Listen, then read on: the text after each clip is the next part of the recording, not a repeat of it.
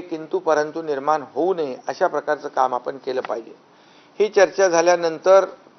काल आमचे सहकारी बच्चू कडू त्या ठिकाणी गेले होते। ते माझ्या संपर्कात होते आणि मी आणि आपले उपमुख्यमंत्री देवेंद्रजी, दुसरे आपले उपमुख्यमंत्री अजितदादा, आम्ही सगळ्यांनी ठरवलं की सरकार शेवटी चर्चेतून आणि संवादातून हा प्रश्न, कुठलाही प्रश्न हा सुटू शकतो आणि चर्चा करण्याची जेव्हा दोन्ही बाजूची तयारी असते त्यावेळेस चर्चेतून मार्ग निघतो आणि म्हणून सरकारने देखील ठरवलं आणि त्याप्रमाणे कायदे तज्ञ देखील गेले, आणि आमचे मंत्री देखील गेले। मला वाटतं ही इतिहासातली पहिली घटना असेल की कायदे तज्ञ एका उपोषण स्थळी आंदोलकांशी बोलण्यासाठी जातात। कारण गायकवाड साहेबांनी जे पहिलं आरक्षण त्यांच्याच अहवालावर आपण दिलं होतं, त्यामुळे गायकवाड साहेबांना पूर्ण याची खडानखडा माहिती होती आणि त्यामुळे मला वाटतं आज हे सर्व चर्चा झाल्यानंतर मनोज जरांगे पाटील यांना देखील जे जस्टिस शिंदे यांनी काम केलेलं, त्यांच्या कमिटीने काम केलेलं, याच्यावर विश्वास आणि त्यांनाही खात्री पटली की खऱ्या अर्थाने सरकार अतिशय गांभीर्याने प्रामाणिकपणे काम करते आहे।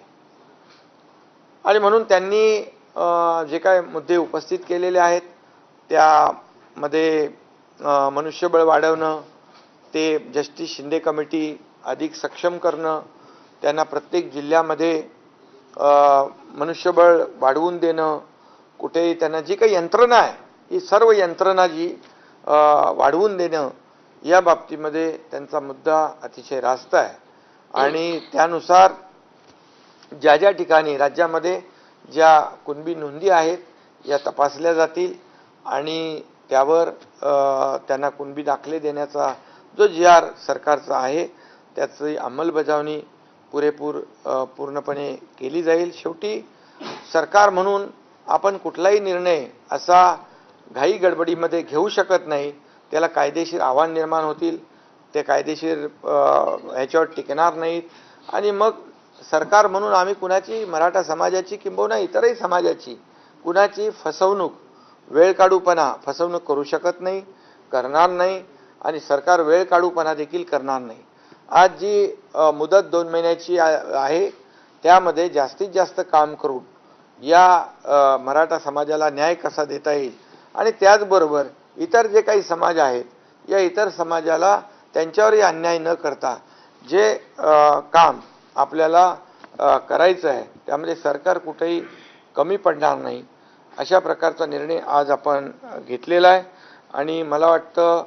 बाकी तर सगळे मुद्दे आपली तिकडे टीम तिकडे होतीच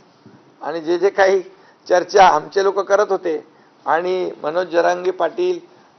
मुद्दे उपस्थित करत होते हे आपल्याला देखील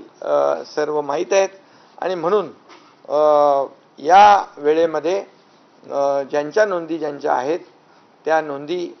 तपासण्याचं काम युद्ध पातळीवर केलं जाईल आणि त्यांना दाखले दिले जातील। त्याचबरोबर दुसरा जो टप्पा आहे जे सुप्रीम कोर्टाचं क्युरेटिव्ह पिटिशन जे आहे याच्यावर देखील आपण काम करतोय आणि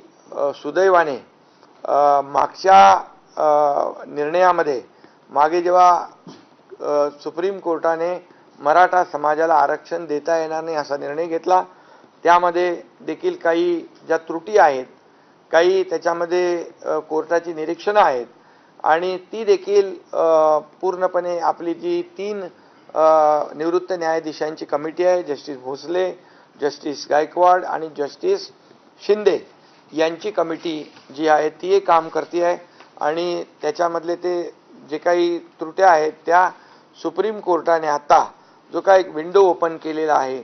ड्यू प्रोसेसमध्ये ते आमचं म्हणणं ऐकणार आहेत आणि त्यावेळेस तोही मुद्दा, त्या ठिकाणी जे मुद्दे आहेत, जे मराठा समाज मागास कसा आहे हे सिद्ध करण्याचं काम देखील सरकार करेल। त्यासाठी जो मागासवर्ग आयोग आहे तो देखील युद्ध पातळीवर काम करेल आणि ज्या पूर्णपणे त्रुटी मागच्या निर्णयामध्ये कोर्टाने दाखवून दिलेल्या आहेत त्या पूर्ण त्रुटी दूर केल्या जातील आणि ते देखील टिकणारं मराठा आरक्षण, कायद्याच्या चौकटीत बसणारं मराठा आरक्षण देण्यास देखील सरकार कटिबद्ध आहे आणि ह्या दोन